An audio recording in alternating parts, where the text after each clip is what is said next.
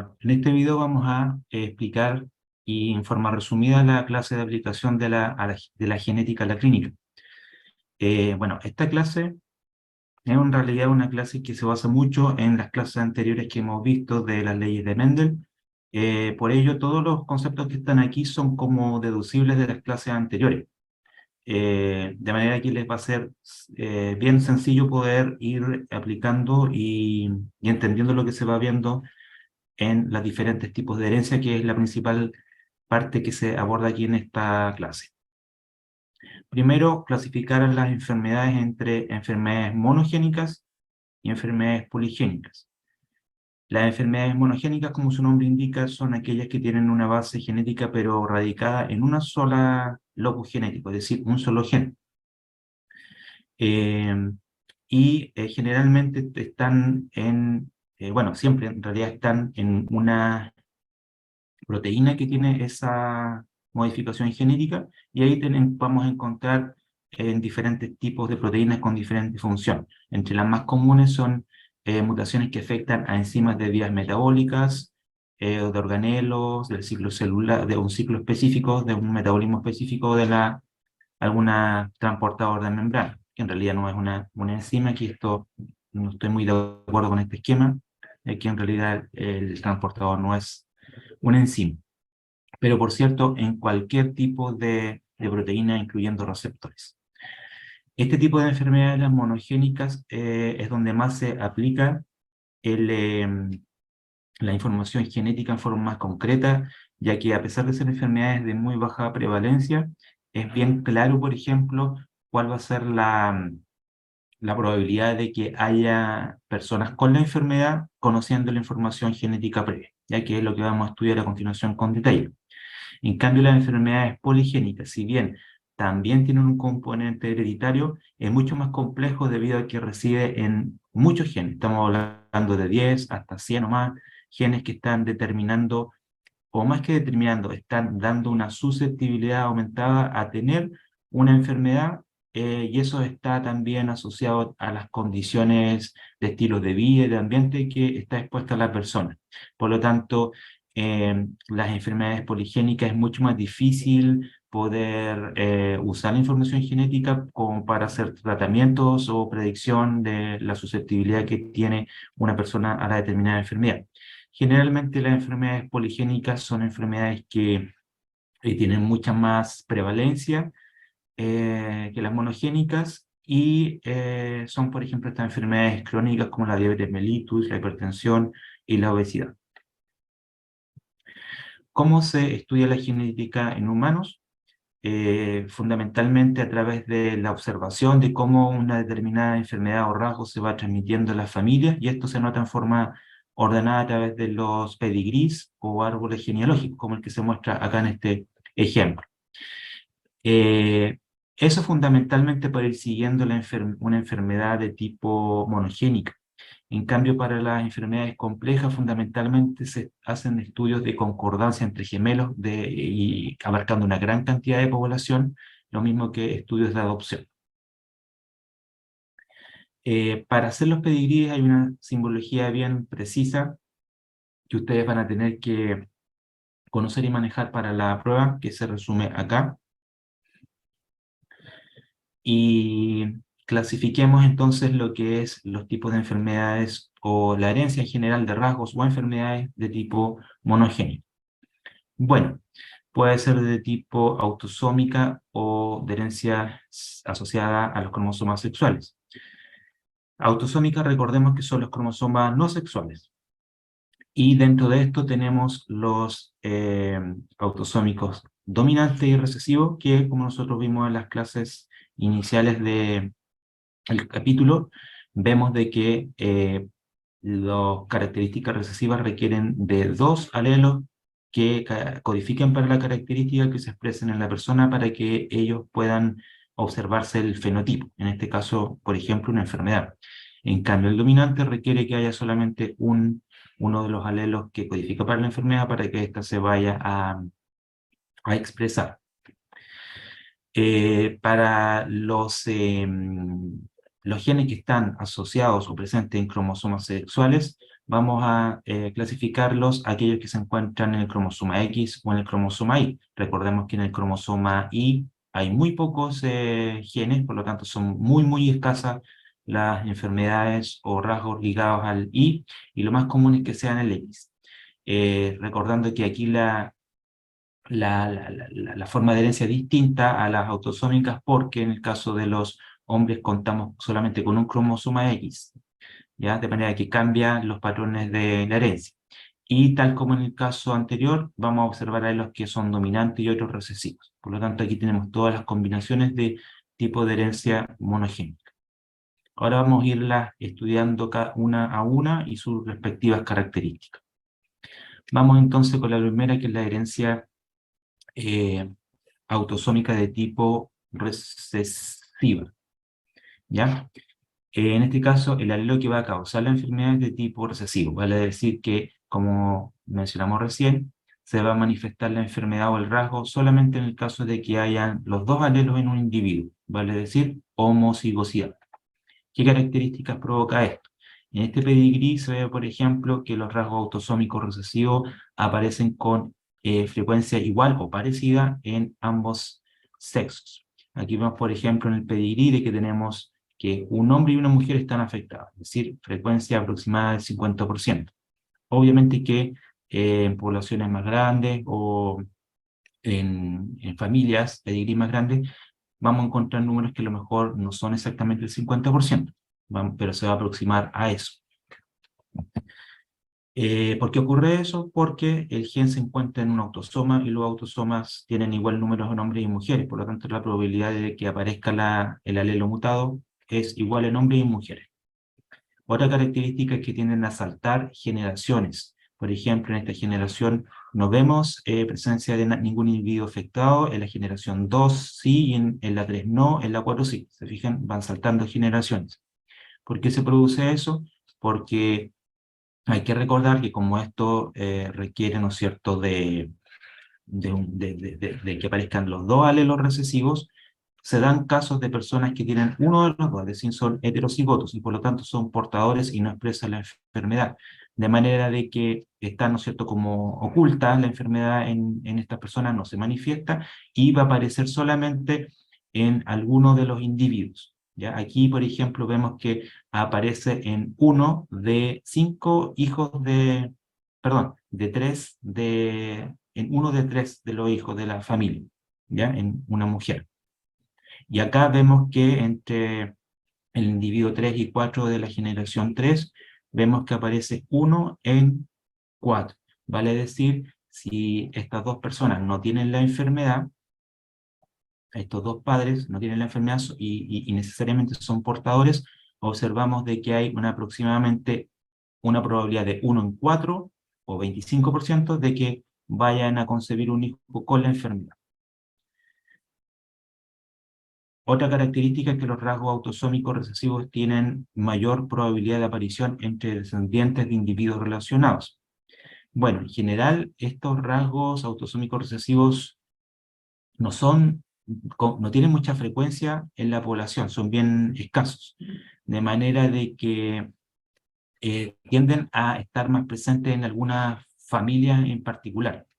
De manera que si, por ejemplo, un individuo que está afectado, como ellos dos, eh, tienen descendencia con otro individuo por fuera de la familia, es bien probable que el otro individuo fuera de la familia no tenga el alelo de la enfermedad y por lo tanto sus hijos van a ser sin enfermedad, portadores pero sin enfermedad.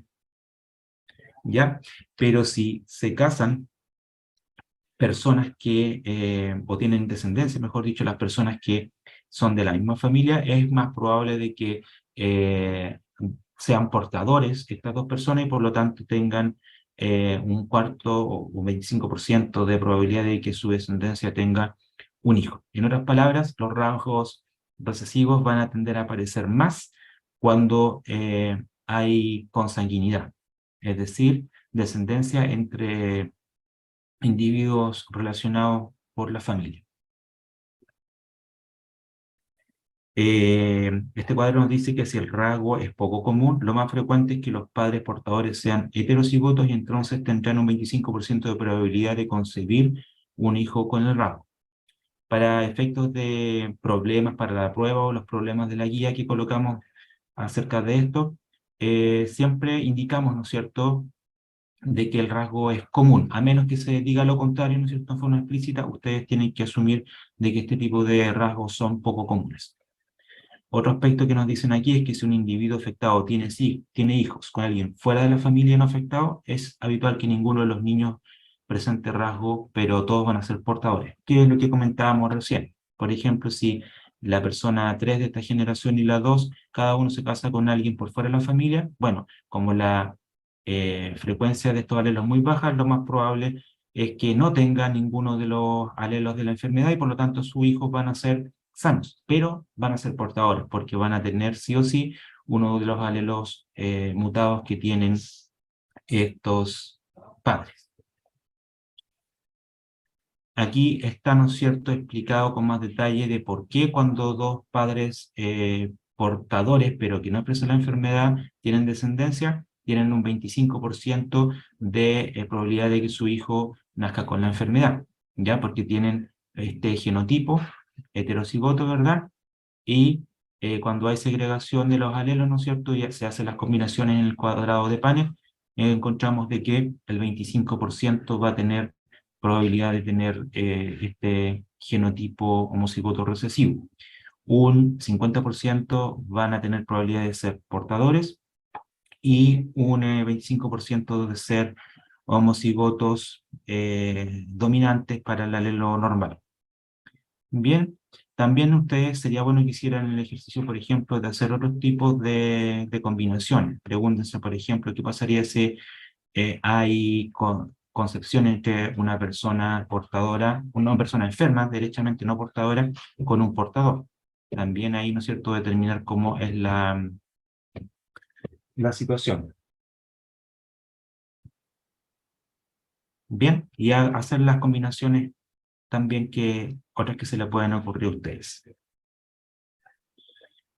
Hay varios ejemplos de enfermedades con herencia autosómica recesiva, como las que se ven en esta tabla, pero todas son de muy baja prevalencia. La mayoría se trata de deficiencias enzimáticas, de enzimas de diferentes vías metabólicas. ¿Ya? Todas tienen muy baja prevalencia y son entonces enfermedades con herencia autosómica recesiva.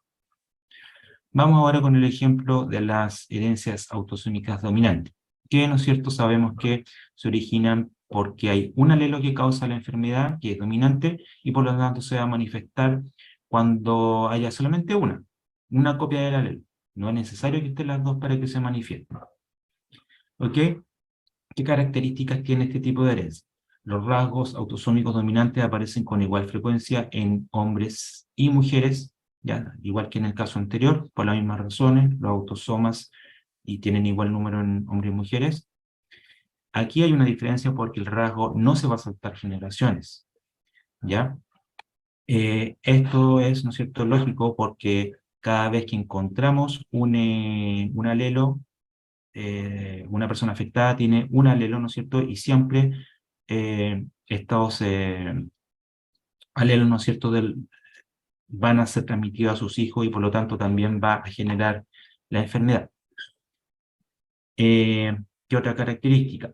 Los individuos no afectados nunca van a transmitir el rasgo, ¿ya? Entonces esta persona, acá por ejemplo, sabemos que no está afectada y por lo tanto sabemos que no tiene ningún alelo de la enfermedad, ¿ya? Si tuviera uno, sabemos que un alelo, sabríamos que manifiesta la enfermedad, pero como no tiene ninguno, sabemos que no lo tiene, ¿ya? Bueno, este individuo, ¿no es cierto?, no afectado, como en este caso acá, aquí hay otro individuo no afectado, sí puede tener un hijo con la enfermedad siempre y cuando tenga, ¿no es cierto?, descendencia con una pareja que tiene la enfermedad, pero él mismo no transmite nada porque no tiene ningún alelo de la enfermedad. Segunda característica es que los individuos afectados siempre van a tener al menos un progenitor afectado, ¿ya? Eso se ve, ¿no es cierto?, en todos los casos, de que el individuo 2 tiene su padre, no sé, su madre, dos de la generación anterior afectada. Ya, lo mismo el 6, son hermanos, ¿verdad? El 2 y el 6. ¿Ven? Entonces, si ustedes analizan, siempre van a encontrar en los pedigrí de que en los casos de herencia autosómica dominante, el individuo afectado tiene al menos uno de los padres afectados. Generalmente estos rasgos de enfermedades de autosómicas dominantes son poco comunes y las personas afectadas son generalmente heterocigotas para el rasgo. Va a costar encontrar, ¿no es cierto?, un homocigoto para ese rasgo y, bueno, para efectos de resolución de problemas, ustedes van a asumir eso a menos que se diga otra cosa. ¿Cómo es la probabilidad de engendrar hijos con la enfermedad, si esta es autosómica dominante? Aquí podemos ver, ¿no es cierto?, si tenemos generalmente, como acabamos de decir, esta enfermedad cuando se manifiesta el genotipo es heterocigoto, y por lo tanto si tenemos en descendencia con una persona sana, vamos a encontrar que un 50% de probabilidad son enfermos y una probabilidad de un 50% de que sean sanos. Bien, lo mismo acá, ustedes también están en condiciones de ver, y eso queda como tarea de ustedes, ver, por ejemplo, diferentes combinaciones de, en el caso de que haya una persona que, un cruzamiento, ¿no es cierto?, entre una persona afectada heterocigota con otra, ¿verdad? Un ejemplo de este tipo de enfermedad es la hipercolesterolemia familiar, donde se observa un alelo que codifica para el receptor de la LDL, que tiene deficiencia para la interacción con la LDL, de manera que hay una disminución de la internalización o la endocitosis mediada por receptor en las células hepáticas y por lo tanto queda, ¿no es cierto?, más la LDL en circulación, provocando los efectos que nosotros conocemos, que son la hipercolesterolemia. Bueno, para la herencia recesiva ligada al cromosoma X, tenemos las siguientes características.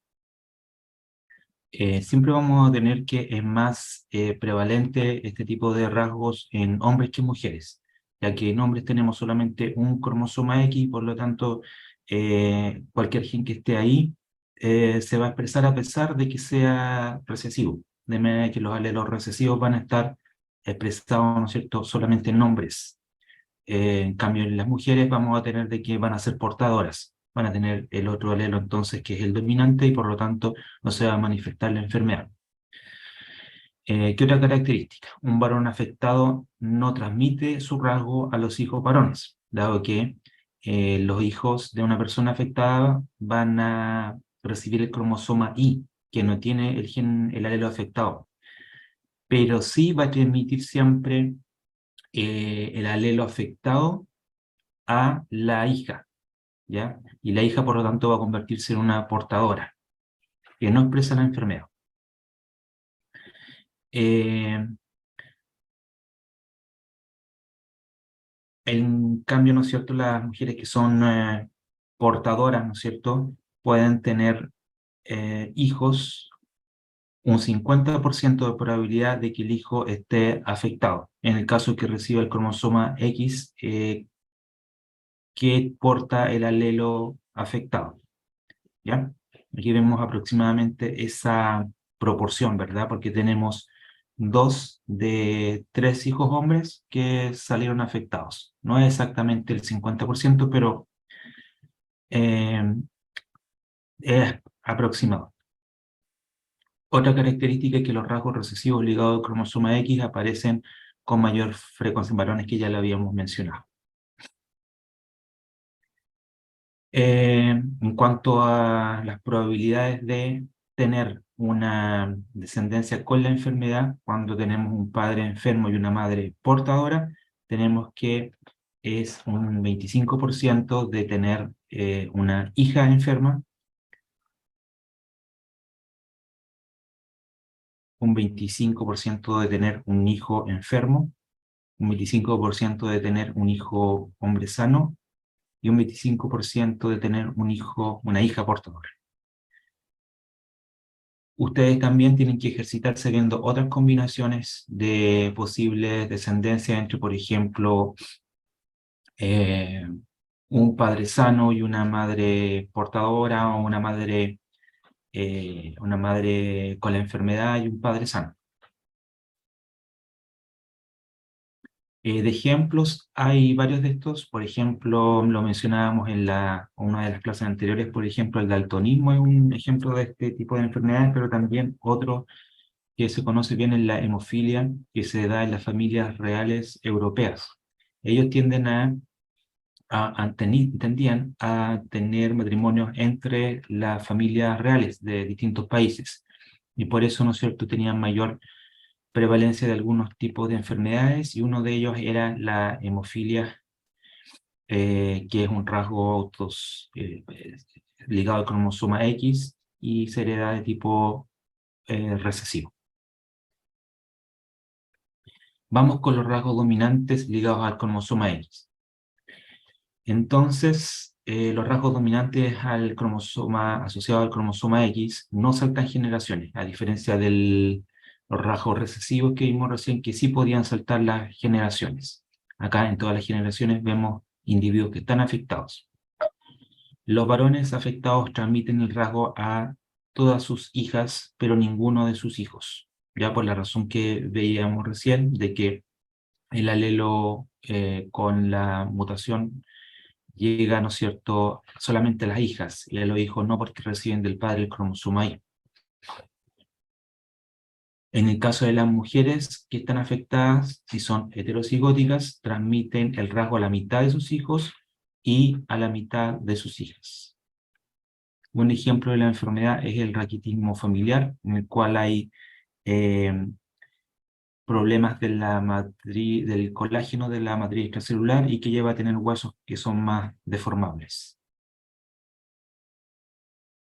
Finalmente, los rasgos ligados al cromosoma Y solamente van a aparecer en varones, obviamente, porque son los que tienen el cromosoma y se transmiten por vía paterna, es decir, todos los descendientes hombres de un hombre van a ser afectados por la enfermedad, y nunca las mujeres. Las mujeres tampoco van a transmitir la enfermedad entonces a sus hijos hombres.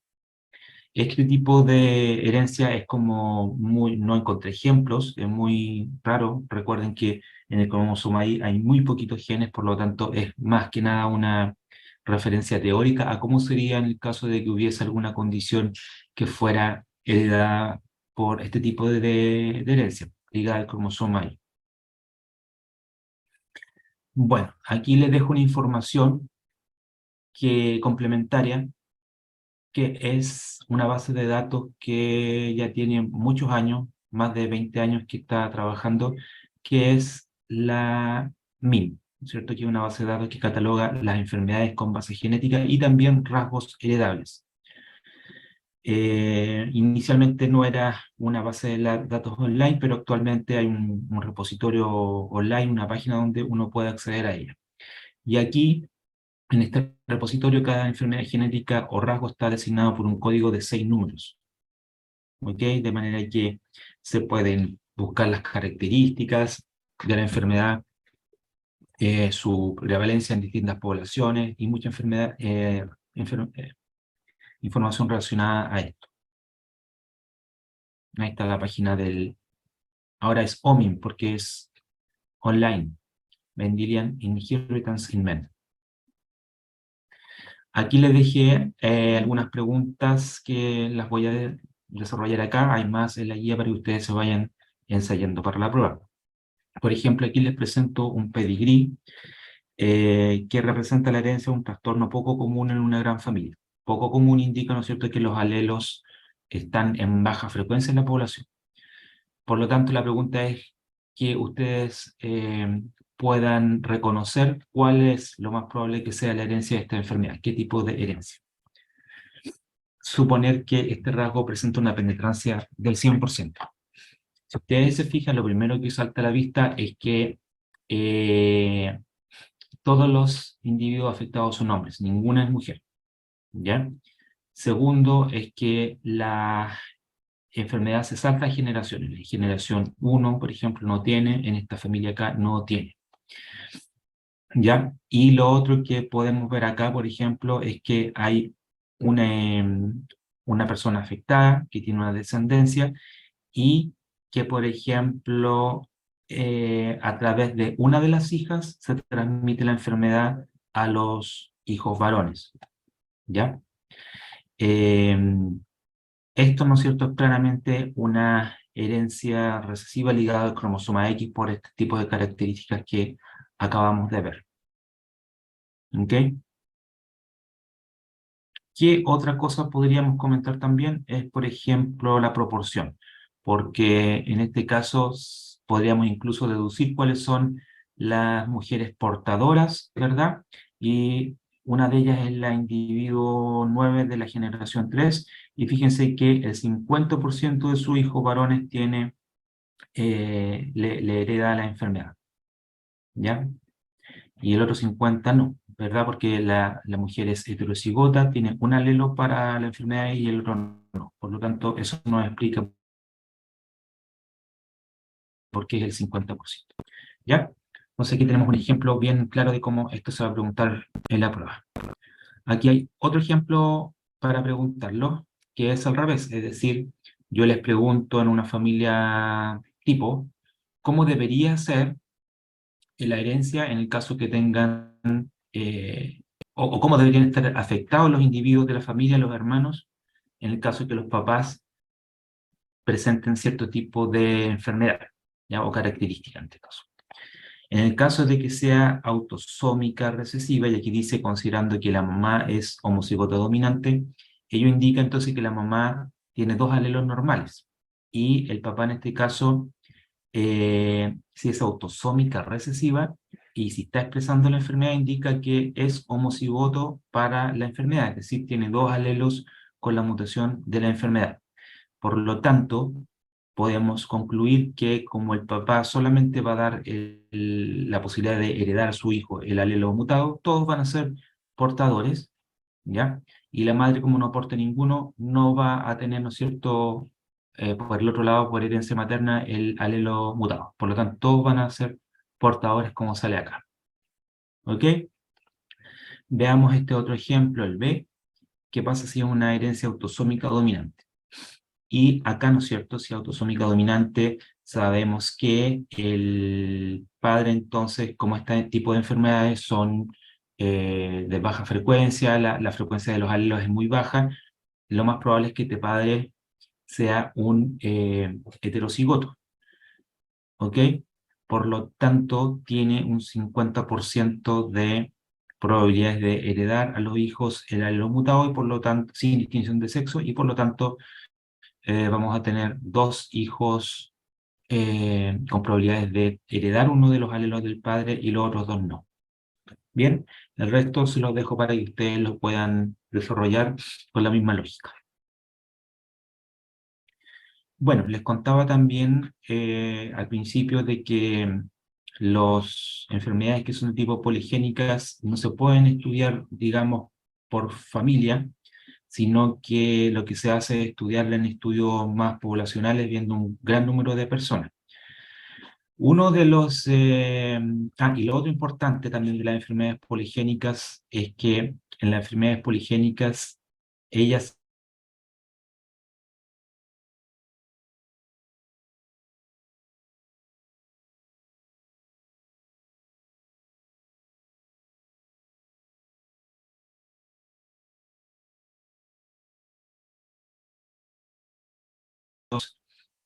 de concordancia entre gemelos.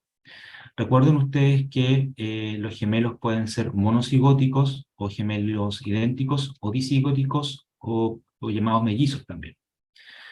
¿Cuál es la diferencia? Que en el caso de los monocigóticos se produce porque un óvulo fecundado en las etapas iniciales del desarrollo embrionario se divide y forma dos individuos distintos que tienen, debido a que se formaron del mismo cigoto, el mismo material genético, es decir, son genéticamente idénticos. En cambio, los disigóticos o mellizos se generan a partir de la fecundación simultánea de dos óvulos distintos por dos espermatozoides distintos, de manera que son genéticamente distintos, pueden tener la misma variabilidad genética que encontramos en una pareja de hermanos.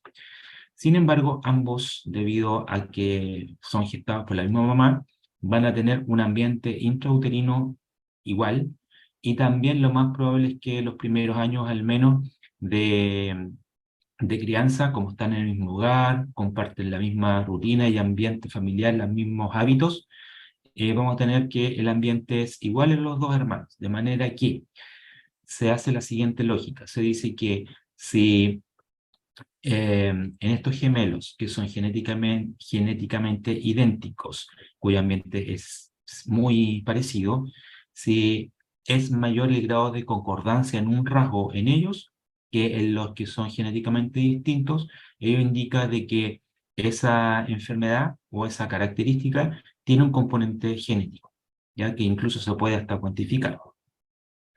Por ejemplo, aquí tenemos un estudio un resumen de un estudio de concordancia. Perdón, esto no es el estudio, tenemos algunos datos de concordancia entre gemelos monocigóticos y dicigóticos para diversas enfermedades o rasgos. Por ejemplo, para el infarto de miocardio tenemos que el porcentaje de concordancia entre los monocigóticos es 39% y entre los dicigóticos es 26%. De manera que hay mayor concordancia en los monocigóticos y por lo tanto la enfermedad tiene un componente hereditario. Esta diferencia en mujeres es más grande, de 44 a 14, de manera que en el caso de las mujeres, este componente genético del infarto es aún mayor.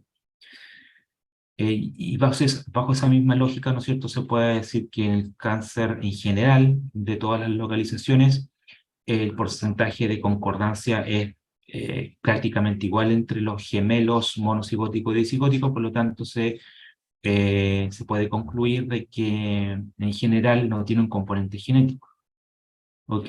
Y epilepsia sí tendría un componente genético, al igual que la artritis reumatoide y la esclerosis múltiple. Aquí tenemos un ejemplo de cómo se hace un estudio de concordancia entre gemelos para la obesidad. Por ejemplo, en este estudio se determinó el porcentaje de personas con sobrepeso, el número de personas con distintos porcentajes de sobrepeso. Por ejemplo, con 15% de sobrepeso, 20% y así sucesivamente.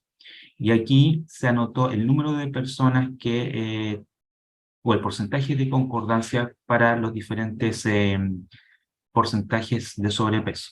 Y observamos que en todos los porcentajes hay una mayor porcentaje de concordancia entre los monocigóticos que entre los gemelos dicigóticos. Comparen ustedes. Y este delta entre el porcentaje de concordancia entre monocigótico y dicigótico se va haciendo cada vez mayor a medida que voy aumentando el porcentaje de sobrepeso, lo que me puede llevar a concluir dos cosas.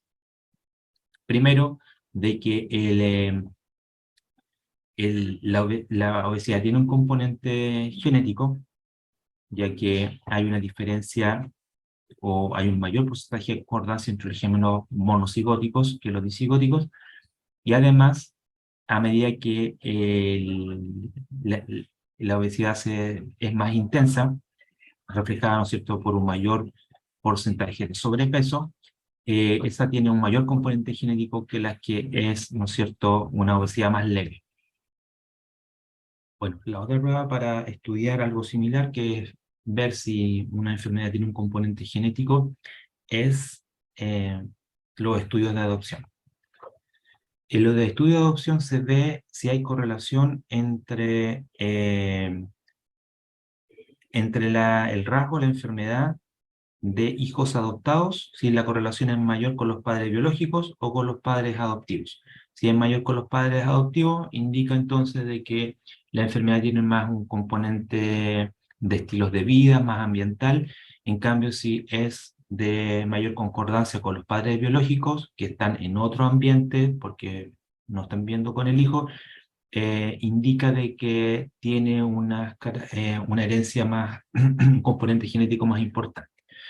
Por ejemplo, aquí vemos para la obesidad, eh, hijos, ¿no es cierto?, que tienen niños que tienen, ¿no es cierto?, estado nutricional delgado versus obesos, se ve que hay una correlación directa con el IMC, ¿no es cierto?, una medida, ¿no es cierto?, también de lo mismo con sus padres biológicos. Y esa correlación no está cuando comparamos, ¿no es cierto?, el IMC de los padres adoptivos. De manera que esto estaría señalando de que los factores genéticos influyen en el índice de masa corporal y el estado nutricional de los hijos.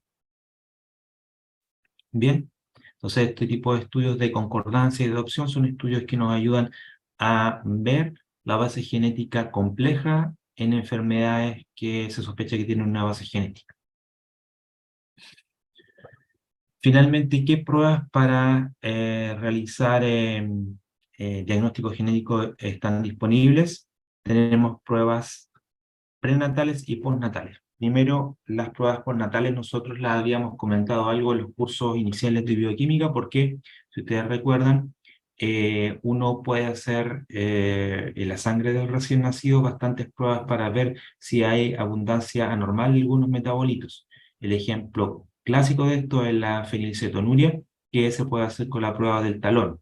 Pero también hay pruebas más especializadas que pueden medir muchos metabolitos por espectrometría de masas en la muestra de sangre de un bebé, que es algo que actualmente se realiza bastante. Así como también pruebas moleculares, es decir, con ADN del bebé se puede, ¿no es cierto?, hacer estudios de determinadas presencias de determinadas variantes genéticas. ¿Ok? Pero también se pueden hacer pruebas prenatales. La ecografía, ¿no es cierto?, del bebé, igual, ¿no es cierto?, nos puede dar alguna información acerca de posibles enfermedades de tipo genética, ¿ya? Que tienen que ver con, por ejemplo, malformaciones en el bebé, ese tipo de cosas que se pueden visualizar en esas imágenes. Y a través de otro tipo de pruebas se pueden realizar, ¿no es cierto?, pruebas más moleculares, se podría realizar otro tipo de análisis genético, más directo, como por ejemplo a través de la amniocentesis y las muestras de vellosidades coriónicas, ¿ya? Eh, Esto también se puede hacer por ejemplo, en estudios de fertilización in vitro en el embrión que está antes de ser implantado. Veamos en qué consiste entonces la amniocentesis. En la amniocentesis lo que se hace es, a través de una aguja estéril, se retira parte del líquido amniótico, una muestra de líquido amniótico, en el cual se van a encontrar células del feto, ¿ya? Y esas células del feto, a través de centrifugación, es posible separarlas del líquido, quedan en el fondo de un tubo centrifugado, y posteriormente, como esas células son muy pequeñitas, no se puede hacer muy baja cantidad, quiero decir, no se puede hacer ningún análisis, lo que hay que hacer es cultivarlas. ¿Ya? Estas células pueden crecer en condiciones bien particulares del laboratorio, y una vez que han crecido y se obtiene un número suficiente, se pueden hacer estudios, por ejemplo, de químicos, por ejemplo, para ver secreción de metabolitos, etcétera, análisis del ADN, es decir, por ejemplo, con las técnicas moleculares que nosotros conocemos, secuenciación, PCR en tiempo real, se pueden ver presencia de determinadas variantes genéticas, y también pruebas de citogenética, es decir, ver el cariograma de las células para ver si hay alguna normalidad. Por ejemplo, para ver trisomías, ¿no es cierto?, que son de las más comunes que se encuentran. Otra posibilidad que apunta y tiene la misma lógica es esta prueba de obtención de muestras de vellosidades coriónicas. Para esto, esta prueba se realiza, ¿no es cierto?, en una etapa definida de la gestación, y a través de una sonda se inserta entonces este catéter hasta que se pone en contacto con el corion, ya que es la capa más externa de la placenta. Este catéter permite sacar un fragmento del corión por aspiración, y esas células que son de origen fetal, se hace los mismos análisis, ya de químico, análisis del ADN y de los cromosomas. La ventaja de esto respecto a la amniocentesis es que aquí, como se saca una gran cantidad de células, no es necesario hacer un cultivo para aumentar el número, sino que directamente se puede hacer el estudio acá. Así que eso es el resumen de la clase de aplicación de la genética a la clínica.